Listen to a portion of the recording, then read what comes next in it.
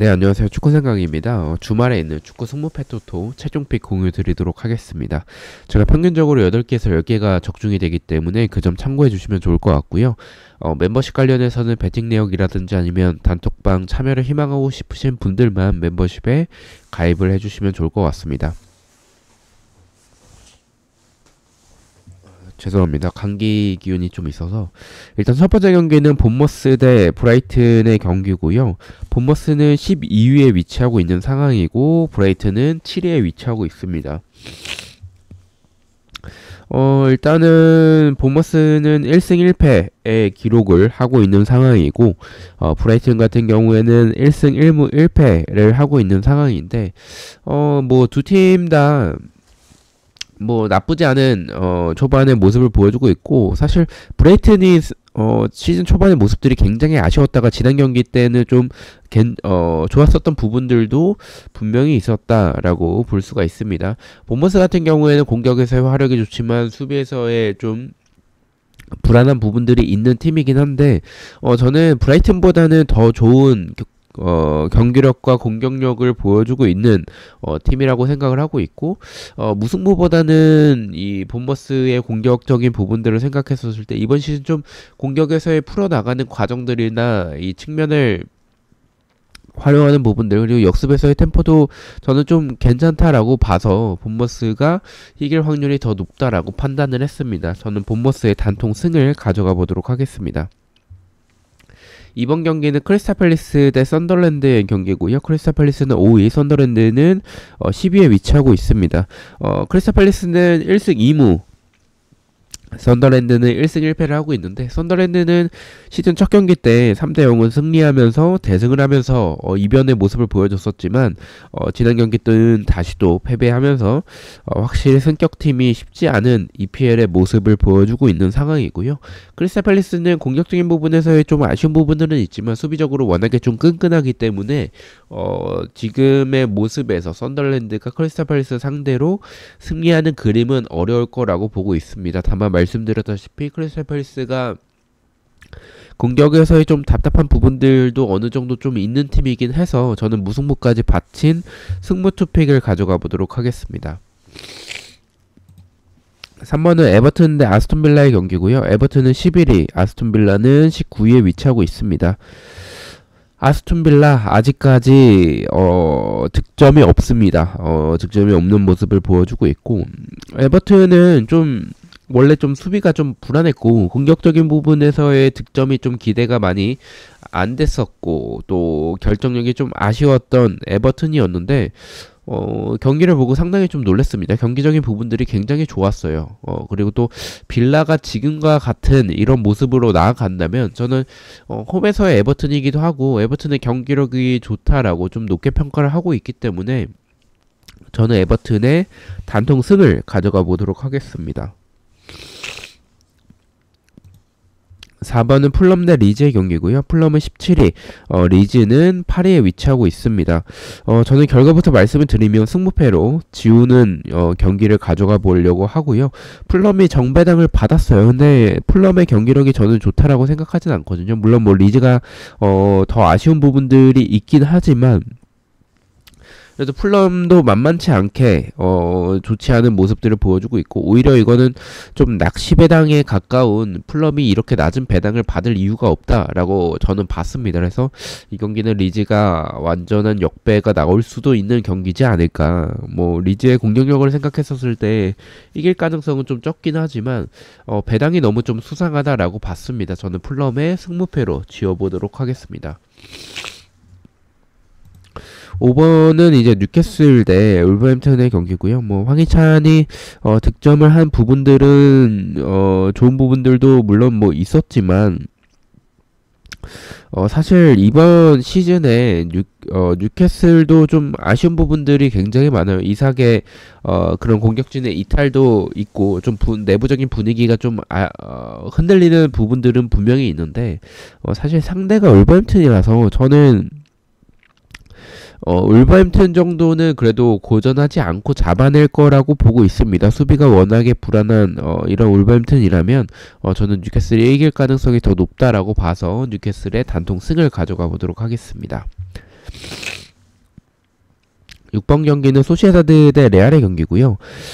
저는 이 경기는 지금 소시에다드가 좀 사실 아쉬워요. 레알은 지금 3연승을 하면서 좋은 흐름을 가져가고 있는 상황인데 소시에다드가 좀 득점적인 부분들이 좀 많이 받쳐주지 않으면서 지금 좀 아쉬운 행보를 보이는 상황인데 저는 경기력이 그렇게 나쁘진 않다라고 생각하거든요. 물론 이 득점에 대한 부분들은 분명히 아쉽긴 하지만 공격적인 부분에서의 이 만드는 과정 자체는 좋고 이게 결정력에 대한 아쉬움인데 소시에다드가 밸런스가 나쁜 팀은 아니기 때문에 충분히 홈에서 이변을 만들 수 있는 그런 팀이고 그런 경기가 될 것 같다라고 봤습니다. 그래서 저는 승무패로 지어보도록 하겠습니다.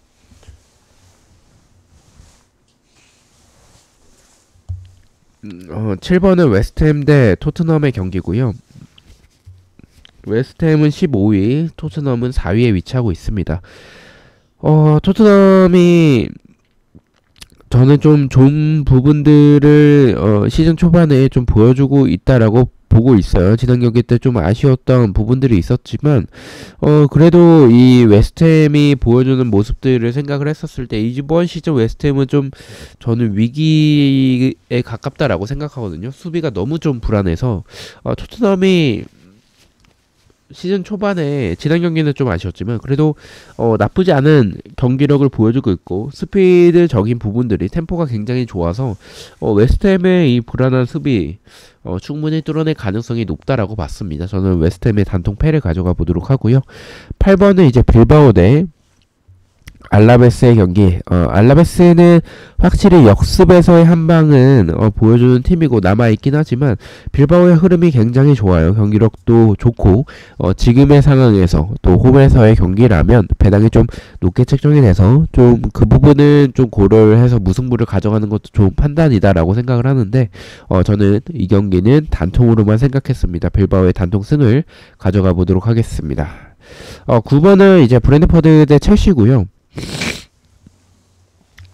브랜트퍼드도 분명히 한 방이 있는 팀이에요. 근데 이제 첼시가 이번 시즌 좀 많이 기대가 된다라고 시즌 시작할 때부터 좀 말씀을 드렸고, 그러한 부분들이 경기력에서도 지속적으로 나오는 것 같아요. 브랜트퍼드가 수비가 단단한 팀은 아니기 때문에, 첼시가 충분히 노릴 수 있을 것 같고, 무승부에 대한 이변도 를 했습니다. 원정이기 때문에. 하지만 지금의 이 첼시의 모습을 생각했었을 때 또 브랜트퍼드의 수비, 또 브랜트퍼드가 공격력이 좀 운배모가 빠지고 약해졌다라고 생각하거든요. 그래서 저는 이 경기는 브랜트퍼드의 단통 패를 가져가 보도록 하겠습니다.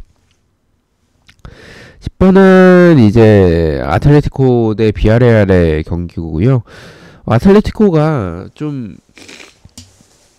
시즌 초반에 좀 경기력이 좀 굉장히 아쉬워요. 배당은 좀 낮게 책정을 받았지만 이 득점적인 부분들도 좀 너무 아쉽고 또 비아레알의 경기력이 지금 나쁘지 않거든요. 공격력이 좀 많이 살아나 있는 상황에서 오히려 비아레알의 승도 좀 고민을 했던 경기입니다. 하지만 이 아틀레티코의 그런 밸런스가 나쁜 상황은 아니기 때문에 공격적인 부분들이 많이 떨어지지만 그래도 이렇게 경기력이 그렇게 나쁜 상황은 아니다라고 봐서 저는 무승부가 조금 더 가까운 경기다라고 봤습니다. 근데 저는 비아레알이 조금 더 유리해 보인다라고 말씀을 드리고 싶습니다. 저는 단통 무승부만 가져가 보도록 하겠습니다.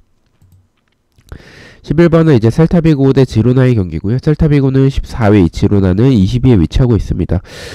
셀타비고가 경기력이 좋은 건 아니에요. 공격에서의 굉장히 답답한 부분들이 많고 원래 셀타비고의 장점은 이 공격에 비해서 좀 수비가 아쉽지만 공격에서의 그런 이 역습에서의 속도도 좋고 또 공격진의 개인 능력으로 득점을 만들어냈던 팀인데 지금은 솔직히 좀 이번 시즌은 많이 그런 부분들이 무뎌졌고 좀 많이 아쉽습니다. 다만 상대가 지금 3연패를 하고 있는 지로나이기 때문에 지로나 상대로는 무난한 승리가 예상되지만 말씀드린 셀타비고도 좋지 않은 경기력이기 때문에 저는 무승부까지 바친 승무 투픽을 가져가 보도록 하겠습니다.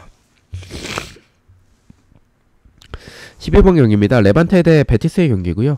레반테는 승격이 됐는데 다시 또 강등이 될 가능성이 높다라고 봅니다. 공격에서의 특출난 부분들도 없고 수비에서도 너무 좀 불안하고 베티스는 이제 안토니가 있고 없고의 좀 차이가 크긴 한데 그래도 경기력이 나쁘진 않아요. 밸런스도 괜찮고 그래서 레반테는 저는 무난하게 잡을 가능성이 훨씬 높다라고 봤습니다. 레반테의 단독 패를 말씀을 드리고요. 13번은 이제 맨체스터 더비입니다. 맨시티 대 맨유인데 맨시티도 지금 그렇게 경기력이 좋지 않아서 지난 경기도 너무 좀 아쉬웠고 선제골을 만들고 역전을 당하는 모습을 보면서 더 이상 예전에 맨시티가 아니다라고 느꼈습니다. 근데 뭐 맨유도 지난 경기에 승리하긴 했지만 결국에는 벌리 상대로도 똥줄승이거든요. 저는 지금의 맨유는 너무 저는 좀 기대를 했었는데 그렇게 기대할 만큼의 경기력과 결과들을 보여주지 못하고 있는 맨유다라고 봤습니다. 그래서 이런 상황에서 맨유보다는 솔직히 맨시티가 경기력이 떨어져도 훨씬 좋거든요.